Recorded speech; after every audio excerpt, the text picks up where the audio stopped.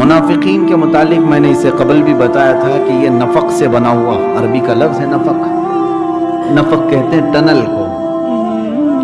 Tunnel جو سرنگ ہوتا ہے جس کے دو منہ ہوتے ہیں، گاڑی ایک طرف سے داخل ہوتی ہے اور دوسری طرف سے نکل جاتی ہے. منافق کے دو منہ ہوتے ہیں، وہ اسلام کی بھی بات کرتا ہے اور کفر کی بھی بات کرتا ہے. اور ٹنل جیسا ہی ہوتا ہے، یعنی ایک بار اسلام میں داخل ہوا اور پھر ادھر سے نکل بھی گیا، اسے خود پتہ نہیں چلتا. اور ایک نافقہ ہے لفظ عربی کا، ایک جنگلی درندہ یا چوہا ایک اس طرح کا ہوتا ہے جس کے دو منہ ہوتے ہیں، جس کو یہ نافقہ کہا جاتا ہے. اسی سے منافق بنا ہوا ہے. تو منافق ایک ایسی سخت قسم کی وعید میں شامل ہونے والا انسان ہے جس کے متعلق خود خدائے قدیر و جبار نے پہلے ہی پارے میں، جیسے کہ میں نے آپ کو اس سے قبل بتایا تھا، الف لام میم ذالک الکتاب لا ریب فیہ، سورہ بقرہ جہاں سے شروع ہوتا ہے 5 آیتیں ایمان والوں کی شان میں نازل ہوئی. پھر اس کے بعد ان الذین کفروا سواء علیہم اانذرتہم سے لے کر عذاب عظیم تک 2 آیتیں کافروں کے لیے نازل ہوئی. 5 آیتیں منافقین کے لیے اور 2 آیتیں کافروں کے لیے، مشرکین جو کھلے ہوئے کافر ہیں. وَمِنَ النَّاسِ سے لے کر دوسرے رکوع تک تقریباً 13 آیتیں صرف منافقوں کے لیے آئی ہیں. اس سے اندازہ کر سکتے ہیں کہ یہ ڈینجر قسم کی جماعت ہے. اسی لیے اللہ تعالیٰ نے ان کی کھل کر کے نشانیاں بھی قرآن میں بیان فرمائی ہیں.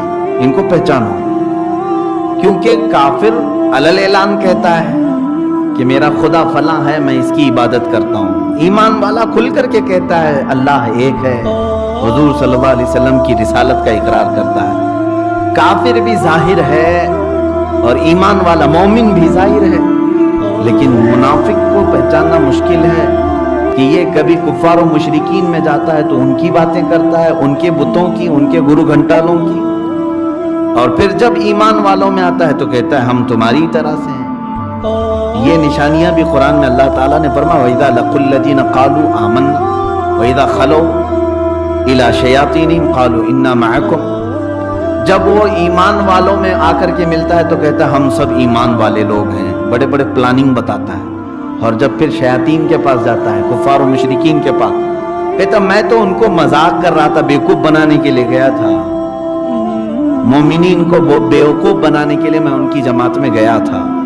کفار کو بھی راضی رکھنا چاہتا ہے، مومنین کو بھی راضی رکھنا چاہتا ہے. وجہ کیا ہے اس کی؟ یہ منافقت آتی کیسے ہے اس کے اندر؟ صرف اور صرف دنیاوی ہوس اور لالچ انسان کو منافق بناتی ہے. منافق کیوں بنتا ہے آدمی؟ اس میں فائدہ کیا ہے اس کا؟ اس کا فائدہ صرف دنیاوی ہوس ہے، ہرس ہے اور لالچ ہے کہ مسلمانوں کے ساتھ رہے گا تو یہاں کا جو مال غنیمت ہے یہ بھی ملے گا، کفار و مشرکین کے ساتھ رہوں گا وہاں بھی کبھی مال آئے گا تو وہ بھی ملے گا. دونوں جگہ اپنے جھنڈے لہرانا اس کو اچھا لگتا ہے. ظاہر سی بات ہے اس زمانے میں یہ دیکھنے کو بھی ملتا ہے. بی جے پی میں بھی جھنڈا لے کر کے جا رہے ہیں، کانگریس میں بھی جھنڈا لے کے جا رہے ہیں. نہ وہ بی جے پی کے ہیں نہ کانگریس کے ہیں. کیوں میاں کیوں جا رہے ہیں؟ دنیاوی ہوس ہے ان کو، ہرس ہے. ادھر سے 500 ملیں گے، ادھر سے 500 ملیں گے. ہیں کسی کے نہیں. منافق اسی طرح سے دونوں جماعتوں کے درمیان گردش کرتا ہے اور اس کے لیے سخت ترین وعید ہے. میں پچھلی تفسیر سے آپ کو جوڑ رہا ہوں. اللہ نے فرمایا بشر المنافقین بان لهم عذابا الیما. اے رسول بشارت دے دو منافقین کو، اللہ نے ان کے لیے درد والا عذاب رکھا ہے. عذاب ہی ڈینجر ہے اور پھر اس میں درد والا کیسا ہوگا یہ اللہ بہتر جانتا ہے. مطلق اگر اللہ نے عذاب قرار دے دیا تو اس کا تو سب سے ہلکا عذاب دوزخ کا یہ ہے.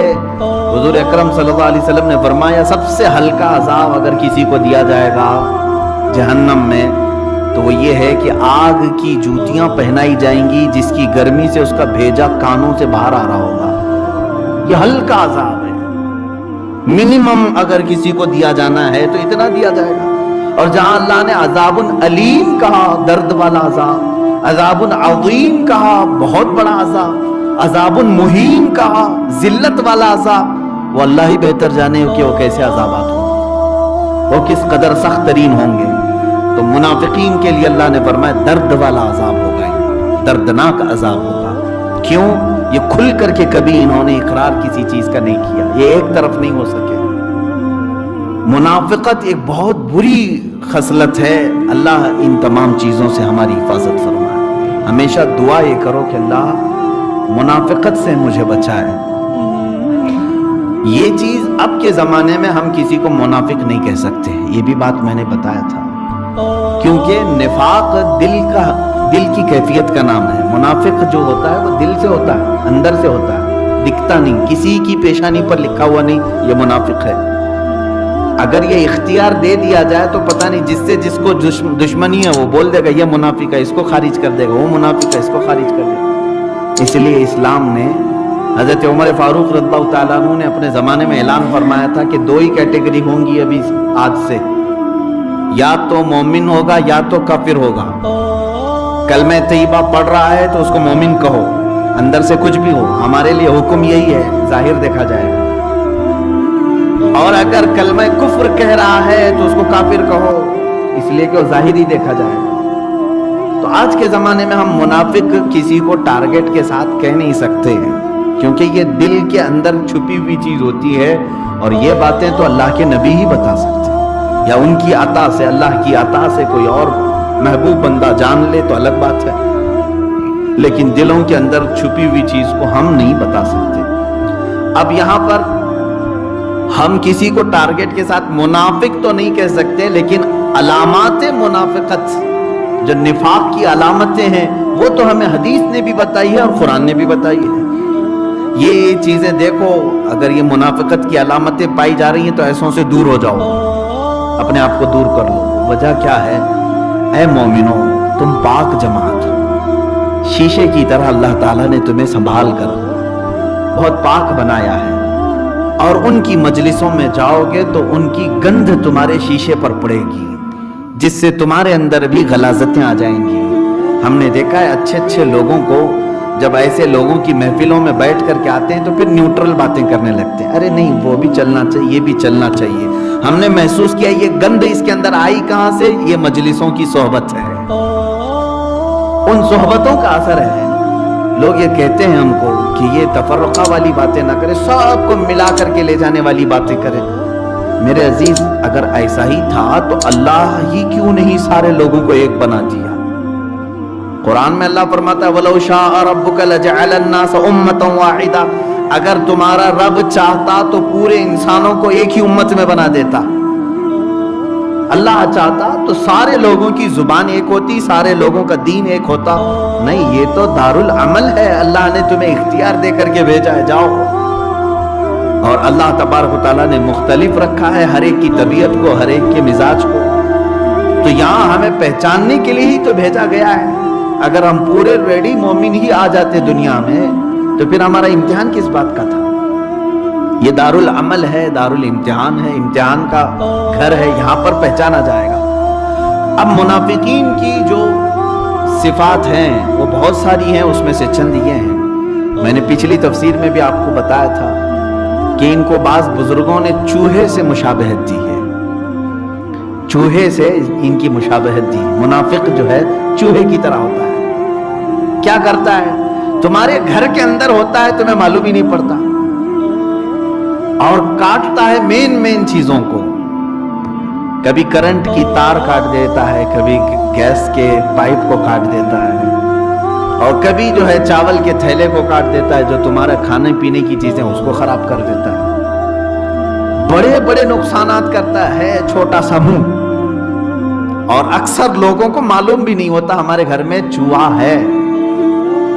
ہوتا یہی ہے، منافقین جس جماعت میں ہوتے ہیں وہ اپنا ظاہر نہیں کرتے اور مین وائرنگ کو کاٹنے پہ لگے رہتے ہیں۔ اسی لیے بزرگوں نے فرمایا کہ یہ منافق جب تمہاری جماعتوں میں آ جائے تو سیدھے تمہارے جو مدینے سے کنیکشن ہے اسی تار کو کاٹنے کا کام کرتا ہے، مین وائرنگ پر حملہ کرتا ہے۔ اولیاء کاملین کے قریب جانے سے تمہیں جو روک رہا ہے یہ کٹنگ ہی تو ہو رہی ہے۔ ہم تو رزق کے دروازے دیکھ رہے تھے، اللہ والوں کی بارگاہ سے ہمیں رزق کی فراوانی ہوگی، یہ سارے چاول کے تھیلے کاٹ ہی دیا انہوں نے۔ بہت سارے ایسے ہیں بیچارے جو کٹے ہوئے ہیں، اسی لیے علامہ نظمی میاں رحمۃ اللہ تعالی علیہ نے فرمایا تھا، نجدی تیرا ٹھکانہ کیا، تو کٹی پتنگ ہے،